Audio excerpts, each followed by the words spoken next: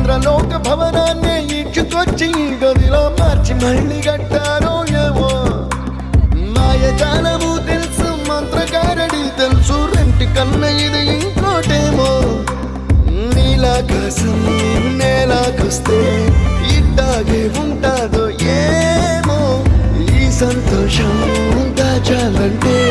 హృదయాలు ఓ వంద కావాలేమో ఇంతందంగా ఉంటుందా ఈ లోకం